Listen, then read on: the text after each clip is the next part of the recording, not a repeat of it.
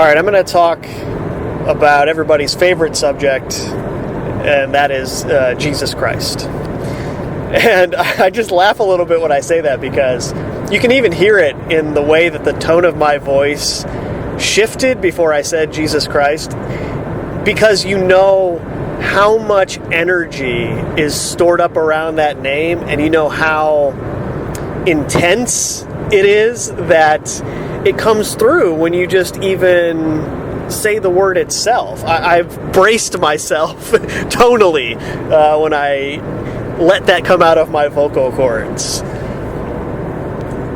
And also, there's just a part of you through all of the mind control via mainstream society that resists saying the name in a way that it just rolls off of your tongue naturally. If you said it like that, it would be, oh, Jesus Christ. And even there, I have a hard time doing it. I have a hard time just saying it without anything attached to it. But before moving on, just to elaborate on that point a little bit, I think part of the resistance to saying that name is deep down, we could call it subconsciously, if you want, but really you're conscious of it if you think about it. You know that you are not living the way that this name requires you to live, and so you resist it. But like I said, it's sort of a byproduct of societal programming, in the same way that I went into in a past recording talking about how the phrase "goddamn" is used so frequently in media because of what you're actually incanting when you say that. It's spellcasting, right? Damning God every time you say that. And they use Jesus Christ in the same way so often that you find yourself using that phrase whenever something wild or crazy or bad happens to you. You just find yourself saying that. Jesus Christ. You know, like every time something bad happens, they get you trained to do that. And so, when I am starting a recording knowing I'm going to talk about that, that's part of the resistance and part of why my tone changes when I just try to say Jesus Christ. It's so hard to just say the phrase because there's so much imbued within it. Positive and negative, right? I'm focusing more on the negative aspect of it, but then there's that whole positive angle to it. Or at least people perceive the positive angle to it, and that's another thing that I want to get to. But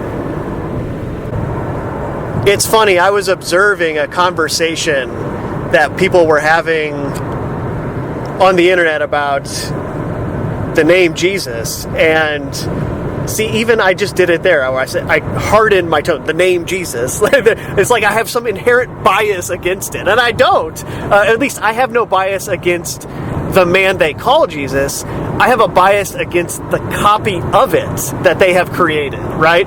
And so you are stuck in this place of cognitive dissonance where you know it's a real thing, but it's also simultaneously fake. And so you have this insanity in your mind when you try to say the phrase Jesus Christ, because you know it means so many different things, and you know the listener is going to take it in so many different ways, depending on where they're at and what they believe.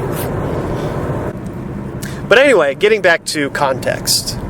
The first thing that you have to say is, what do I mean when I'm talking about Jesus Christ? Well, I'm talking about a situation where that which created us, we might refer to it as God, incarnated into a human meat suit, into a mammalian body that you are in right now listening to this, and walk the earth, right? That is what we are referring to when we refer to the man they call Jesus Christ, right? We don't know what the name really was, and we'll get to that. But that's what we're referring to. And if that really happened, it would make sense that we're still referring to it, because it would be something that history would never forget. And indeed, we have never lost track of this event that transpired because it was so awe-inspiring. It changed everything. And in that way,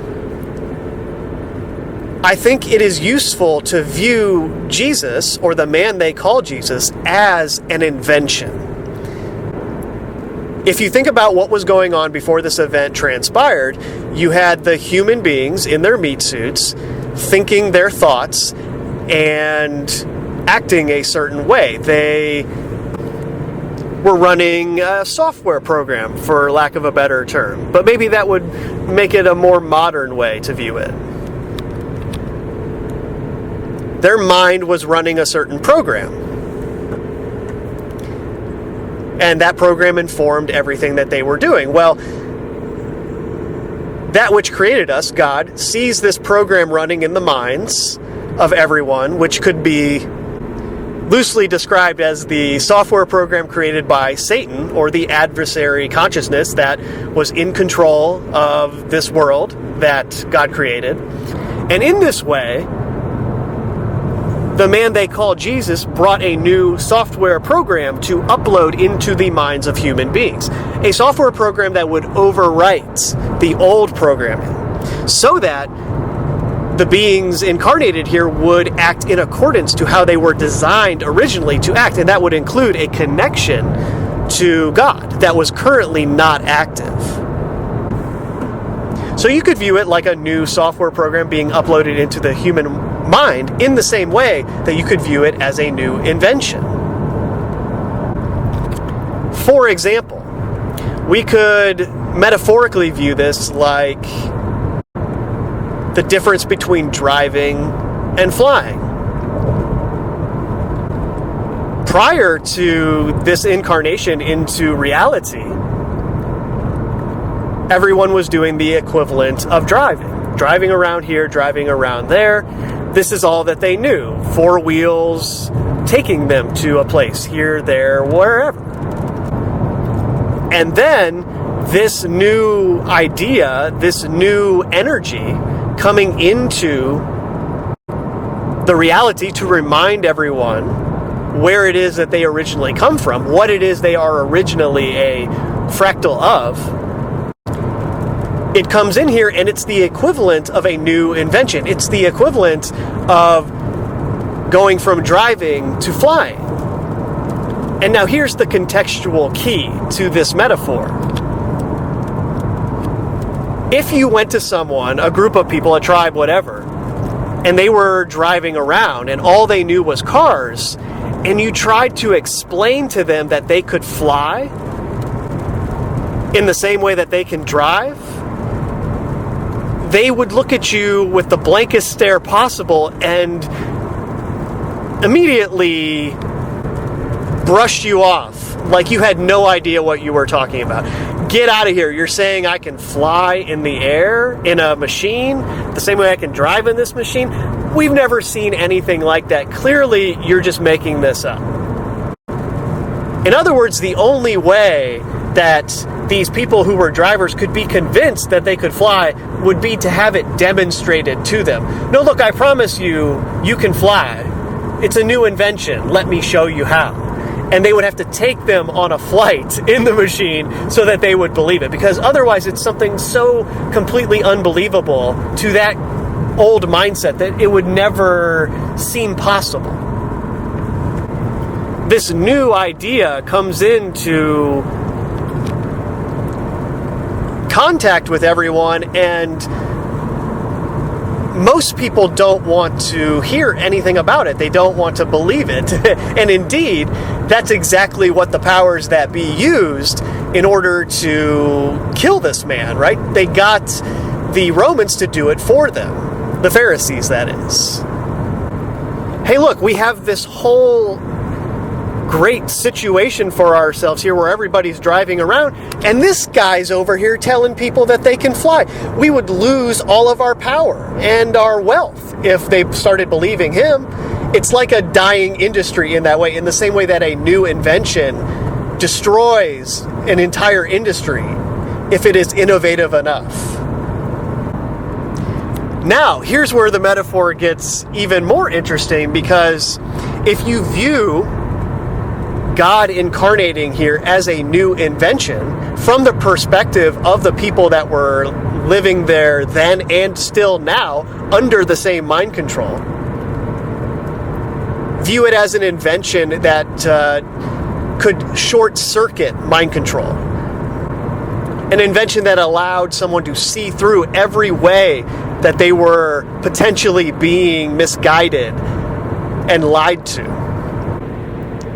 So what did they do in the immediate aftermath? Well, we're going to create our own version of that software program. We're going to create our own version of that new invention. We're going to create our knockoff.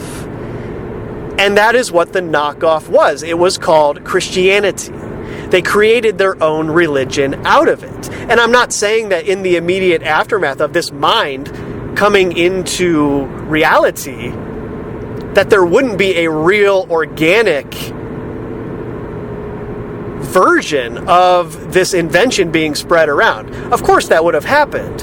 And this is what the disciples of that man were trying to put into history for everyone through their writings that later became parts of the Bible. But the intelligence that is in control of this reality currently, and as well was in control back then, it knew that all it had to do was create the knockoff version because it was so powerful, and then it would eventually take over the market.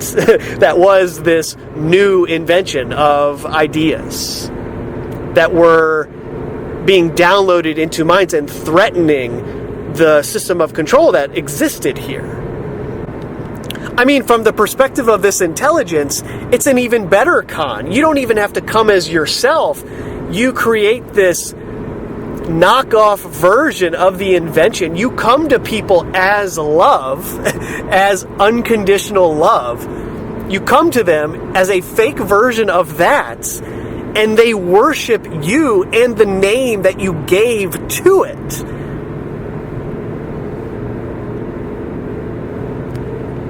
Thinking that it's something else, right? I mean, that's every con man's dream. It's the best kind of con there is. Now, maybe the man they called Jesus, maybe his name actually was Jesus Christ. I don't know. I have no idea. Or maybe that's a name that was given to the knockoff version of this. Either way, that which created us knows your intent. So sure, the plan could be to create this knockoff invention that would siphon your energy. Oh, I'm going to pray to this name thinking it's something that it isn't, and then this intelligence and control here siphons that energy. And that probably works to some extent, but at the same time, that which created us knows our intent. It knows the intent behind the words that are coming out of our mouth, and it's going to hear you regardless of the particular words that you are using. Now, it would be ideal if you weren't using words that were spells in that way, right? But the whole language is a spell, so there's no way around it. But going back to the beginning and what I was talking about there, that's part of the reason why there's that resistance when you say the name Jesus Christ, because you have all of these things happening at once with the name. And there is your intent in invoking the name as something that is tied directly to that which created us, tied directly to God, in a way that will protect us from that which would have an intent to control and destroy and take our souls, take the very essence of us. And then at the same time, that same control has created its own version of it and uses that name for itself. So it's kind of the same result either way, right? Either it has taken the name for itself and created institutions around the name in a way that it siphons your energy. This would be the Catholic Church, the Orthodox Church, all the churches. And I have to throw Orthodox in there because there is a whole contingent of people who claim to be about the truth that are pushing Orthodox churches on people as if that's different from the Catholic Church. It's the same thing. Come on. Anyway, or alternatively, that's a name that it created for the same purpose. Contextually, either way, it doesn't really matter. Either you're coming at it from their perspective, where they created the name Jesus Christ as a way to try to entrap you, but that which created us knows that and knows our intent, if it is genuine, and what we're trying to reach in that connection that we're seeking, and it transcends all of that. It knows. Or alternatively, that was really the name, and the church apparatus was created around it to try and discredit that new invention, to create a new version, a knockoff version of what that man was coming here to tell everyone. And in the same way, even if you were in a church with the same intent, not knowing that, again, it sees the intention, regardless of any of the manipulation that's going on around it. And that's why the context is so important, because you can get dragged into all kinds of silly arguments and wasted debates over this kind of thing, when all you need is the simple fundamental truth at the heart of it that I'm going into here, and you don't have to worry about any of those debates about the man they call Jesus or the churches or anything. I mean, it's so very simple, right? You have the Pope regurgitating point for point everything that the World Economic Forum is saying that we need to do in the future. It doesn't get much more easy than that, right? Obviously, this is an imposter claiming to be the vicar of Christ, claiming to be the representative of the man they call Jesus on earth. And we know that's not true based on this one single thing that you're doing. We don't even need anything else, right? And that's what I'm saying here about the man they call Jesus. The name is irrelevant. What it looked like, whatever the meat suit was, is completely irrelevant. It was here for everyone. It doesn't matter what the meat suit was back then any more than it would matter now. The message would be for everyone, regardless of whatever that human looked like or sounded like. Right? All these people trying to claim that they are the chosen ones based on everything that this passage says or that passage says. We are the chosen because of what he most likely looked like. It's insane. Oh no, we are the chosen ones based on these things that happen. No, none of you are chosen. Everyone is chosen in the eyes of God.